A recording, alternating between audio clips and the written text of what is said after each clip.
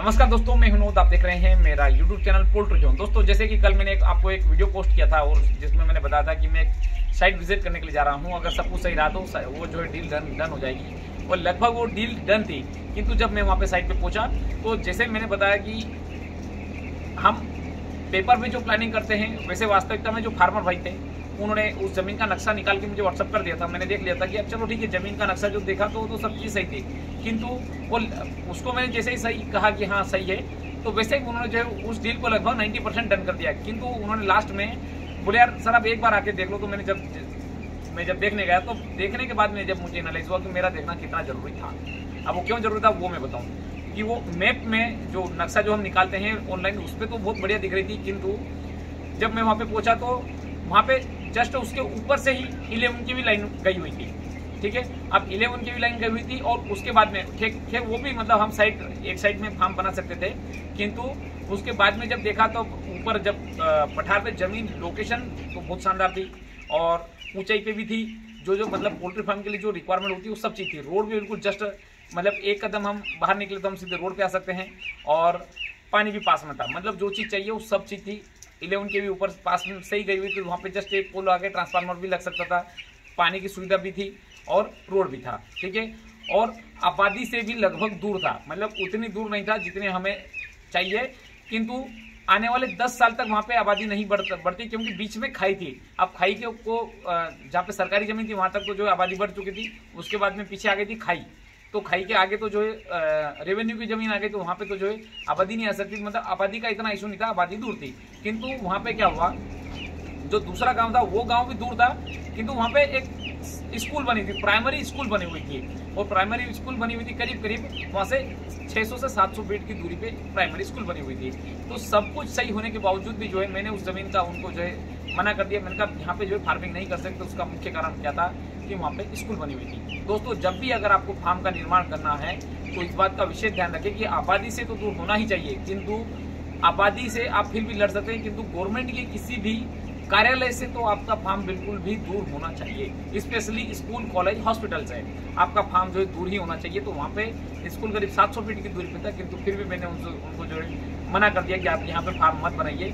ये बच्चों के भविष्य का सवाल है। अगर कुछ भी अगर जाएगा, स्मेल तो जाती ही आपको पता है, अगर फार्म थोड़ा सा भी गीला होगा तो स्मेल जाएगी। तो मैंने उनको जो है मना कर दिया। तो दोस्तों, इस बात का ध्यान रखें। जो मैं कल गया तो इससे फार्मर भाई ने मतलब उनको जस्ट फाइनल करके पेमेंट देने वाले थे, तो उनका जो पैसा भी बच गया और वो कहीं दूसरी जो लोकेशन पे थोड़ा सा उनको महंगी जमीन मिली, किंतु उनको दूसरी जमीन मिल गई और उनका पूरा पैसा भी बच गया और दूसरी जमीन उनकी जो फाइनल हो गई। अब जब दूसरी जमीन को जब हम देखने गए तो वहाँ पे भी परफेक्ट थी, किंतु रोड भी उनके जस्ट पास से गया हुआ था, लाइन भी 11 के भी जस्ट उनके पास से गई हुई थी और पानी का वहाँ पे कुआं था और बोरवेल भी था। तो दोनों चीजें थी, किंतु मतलब वहाँ पे एक चीज जो था वो जमीन बिल्कुल नीचे थी।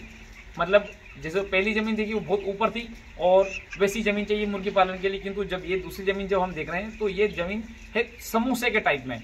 तो समोसे के टाइप में ये जो फार्म जब बनेगा थोड़ा सा वो टिल्ट हो जाएगा, झुक जाएगा।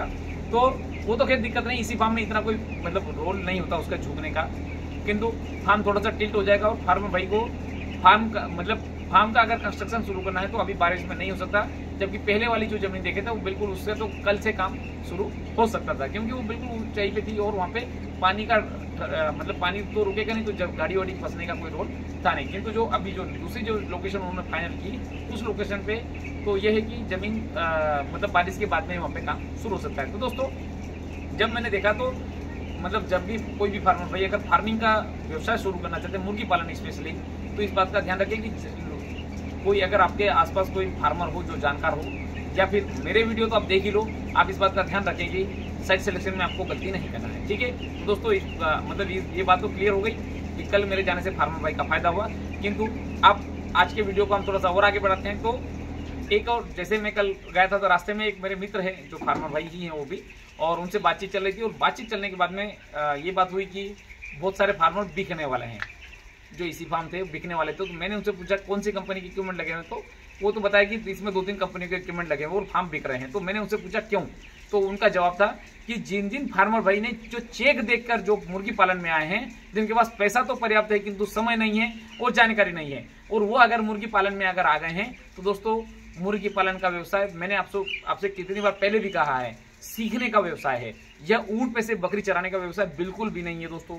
मुर्गी पालन फार्म बनाना आसान है, मुर्गी पालन में पैसा लगाना और भी ज्यादा आसान है, किंतु मुर्गी पालन से वापस पैसा निकालना बहुत बड़ा टास्क है। ठीक है, अगर मैं दूसरे बिजनेस की बात करूं तो दूसरे बिजनेस में भी पैसा लगाना आसान है, बिजनेस खड़ा करना भी आसान है, किंतु बिजनेस से वापस प्रॉफिट निकालना बहुत बड़ा टास्क होता है।